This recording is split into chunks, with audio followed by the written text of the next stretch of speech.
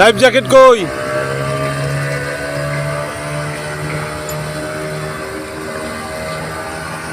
বরিশাল ভোলা নৌ রুটে এভাবেই লাইফ জ্যাকেট ছাড়া চলছে শতাধিক স্পিডবোট। এদেরকে নিয়ন্ত্রণে আনতে নতুন করে ইজারা প্রথার মাধ্যমে আবারও বৈধতা দেয়া হয়েছে, পাশাপাশি দেয়া হয়েছে জেটিও। নতুন নৌবন্দরে নতুন জেটিতে এখন টোল আদায়ের মাধ্যমে চলছে স্পিডবোট চলাচল। সাংবাদিক দেখলেই তারা লাইফ জ্যাকেট ব্যবহার করান, আর সাংবাদিকটা চলে গেলে লাইফ জ্যাকেটের উপর নেই কোনো নিয়ন্ত্রণ। তবে যাত্রীরাই লাইফ জ্যাকেট ব্যবহার করতে চায় না বলে অভিযোগ চালকদের। যাত্রী তো পড়ে না দিল, যাত্রী তো অ্যাভয়েড করে পারায়া এটা ময়লা চলা মাইক কেটে থুয়ে যায় গিয়া, মানে যাত্রীরাই পড়তে চায় না, পড়তেছে না। আমরা দিলেও যাত্রী তো পড়ে না। আচ্ছা, কিন্তু আপনাদের পর্যাপ্ত বোট প্রতিটা বোটে লাইফ জ্যাকেট দেখেছে 10টা 11টা লাইফ জ্যাকেট প্রতি বোটই আছে। এবার আলাদা আবার বয় আছে, ওই যে ওই গোল বয়গুলো আছে না, ওই বয়গুলো আছে।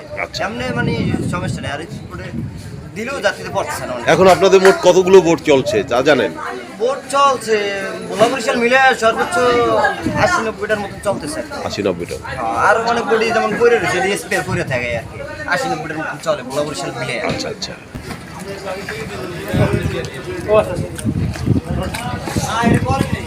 ভাইয়া, সবার জন্য কি পর্যাপ্ত লাইফ জ্যাকেট আছে? হ্যাঁ, সবার জন্য পর্যাপ্ত লাইফ জ্যাকেট আছে। আচ্ছা, আপনারা কোনো সমস্যা ফিল করেন কি?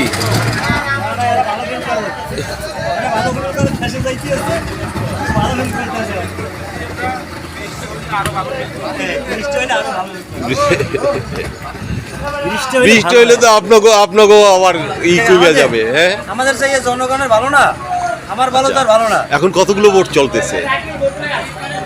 এখন তো বোট চলে না, বর্ষার সময় তো। হ্যাঁ, মানুষ ওঠে না। আচ্ছা, মানে তারপরও কতগুলো চলতেছে হিসাব করে বলতে হবে, হিসাব নাই তো। হিসাব নাই না, এমনি তো বলতেন না, অশিক্ষিত। আচ্ছা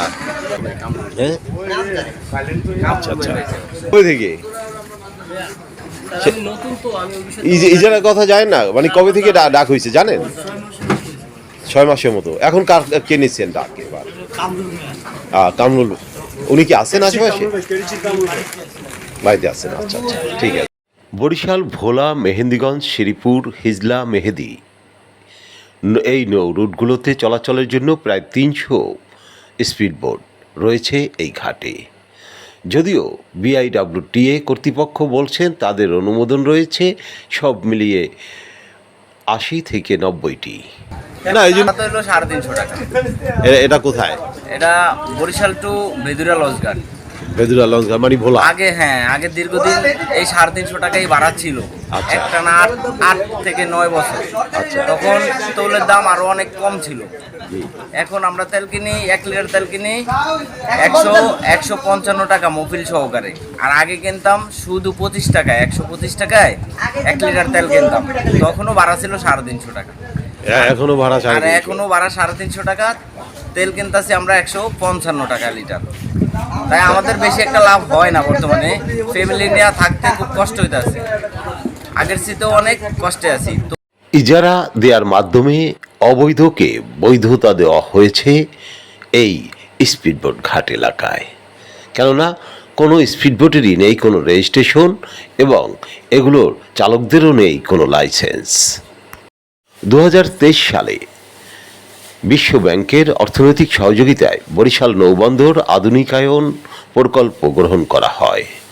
এই প্রকল্পের আওতায় নৌবন্দরে 6 তলা ভবন নির্মাণ, স্টিমার ঘাট তৈরি এবং জেটি স্থাপন সহ নৌবন্দর এলাকার উন্নয়ন জড়িত রয়েছে। এরই ধারাবাহিকতায় স্পিডবোট ঘাটটিকেও জেটির অধীন করা হয়েছে এবং দেয়া হয়েছে ইজারা। বিষয়টি নিয়ে খুশি নৌবন্দরের পরিচালক আসাদুজ্জামান। তিনি বললেন, জানেন যে 1961 সালে প্রতিষ্ঠিত হয়। 61 সাল পর থেকেই কিন্তু এই যাত্রী সেবার মান ক্রমান্বয়ে বৃদ্ধি করে আসছে বিআইডব্লিউটিএ। তারই ধারাবাহিকতায় এই বিশ্ব ব্যাংকের এই প্রকল্পটি বিআইডব্লিউটিএর চাহিদার প্রেক্ষিতেই কিন্তু এখানে একটি ওয়ার্ল্ড ব্যাংক প্রকল্প নেয় এবং উন্নয়নের লক্ষ্যেই কিন্তু আধুনিক আমাদের এই আধুনিক টার্মিনাল স্থাপিত হচ্ছে।